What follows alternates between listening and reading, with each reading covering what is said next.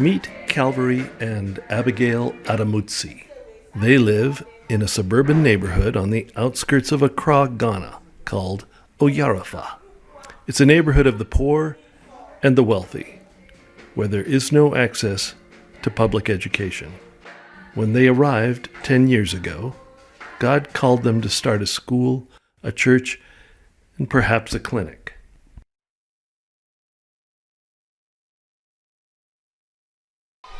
Good afternoon, brothers and sisters. My name is Pastor Calvary and Abigail, pastor of Charism Ministry here at Oyarafa, Gravel Pit, Accra, Ghana. And God have called us to begin this ministry. That was in the year 2009. We got this property and started this ministry with few people. And God laid a burden on our heart to reach out to the community and beyond the community. And God laid on our heart also to reach the children with the gospel through a Christian education, which we give affordable and quality education to the children in the community, which my wife, who is leading the school as a principal, is here with me. She will talk briefly about the school. Yeah, we are a Christian school and we have about 180 students. We have from grade 1 to grade 9, and then we have a kindergarten also. And I think the children are doing very well. They come from a deprived area in the community, and we are trying to evangelize them through the word of God and teaching the government curriculum also.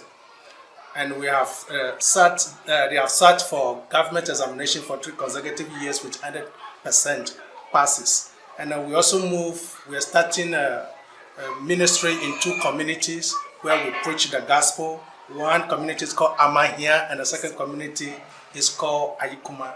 And we are all doing very well in those areas with the gospel of the grace of God. And I have a team of men who run this with me. Thank you. It's impossible to overstate how difficult it's been to start the ministry on a plot in what started as jungle, or to minimize the faith required to trust God for each day's provision. Their day begins before dawn and ends long after dark. Every step is taken with prayer and faith that the God that called them will open the next door, provide the next meal, pay the next bill. At the school, each child is welcomed with a uniform, 2 meals a day, and the love that shines through the teachers from God above. Students come on dirt roads through heat and rain, regardless of their parents' ability to pay. They come because there is food and they are loved. Over time, what they learn is that their education and the gospel are the hope for their future and the future of their community.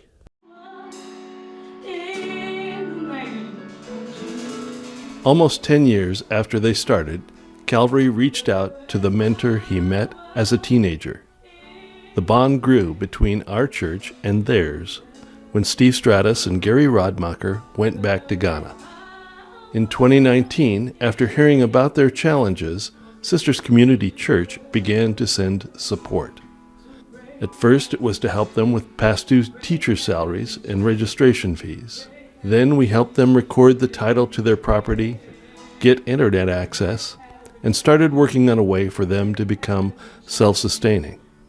When the government required better facilities and threatened to shut them down, we helped them start on those improvements. Our soul by this path to God's reality. Let's do it again. February.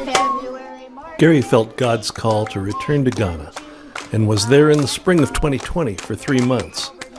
He and Barbie traveled back to Oyarafa for 6 months in October of 2021. Throughout COVID, Calvary and Abigail kept the school open when they could and made sure that the upper grades continued to prepare for their exams. This year, while Gary and Barbie were there, a team sponsored by our missions committee returned. The purpose of our trip was threefold. First, we needed to speak face-to-face one more time with Calvary and Abigail to hear of their lives, struggles, prayers, and hopes for the ministry. Second, we wanted to connect them with in-country resources for low-fee schools that can provide microfinancing. Our last and biggest goal was to understand how they could become self-sustaining within their own community and church family.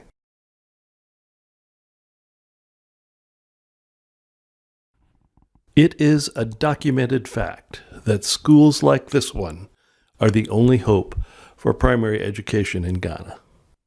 The acknowledged challenge is funding the infrastructure for a school that can accommodate 200 to 300 students. Located just 5 degrees north of the equator near the Gold Coast, the heat, humidity, and torrential rain requires that the buildings are multi-story concrete structures. The Government Board of Education requires that the school have flush toilets and classrooms that are out of the elements. Calvary had no choice but to start a new building. With our help, he started working to get the kids out of the open-walled shacks and provide toilets and sinks in boys' and girls' bathrooms. For the last 2 years, he has worked bit by bit on the septic system, the foundation, the block walls for the new building, and most recently, they poured the concrete for the ceiling/roof of the first half of the building. This required our help and the first microloan from a local lender, help from his congregation, help from the parents, and a lot of hard work on the part of Calvary and his team. Then, to compound their challenges, in the midst of COVID, the price of commodities like steel reinforcing, concrete, and lumber have doubled and tripled.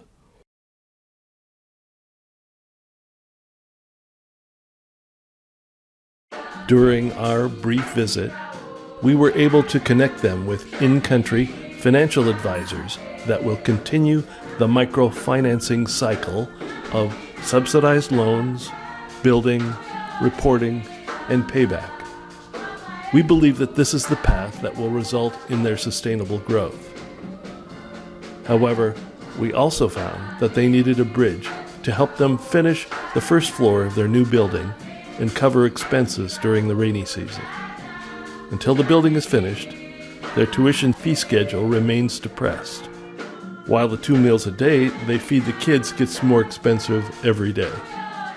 In the face of rampant inflation, it is also difficult to retain good teachers. Grace Life Ministry needs our help. The relationship between our churches is vibrant, healthy, and growing.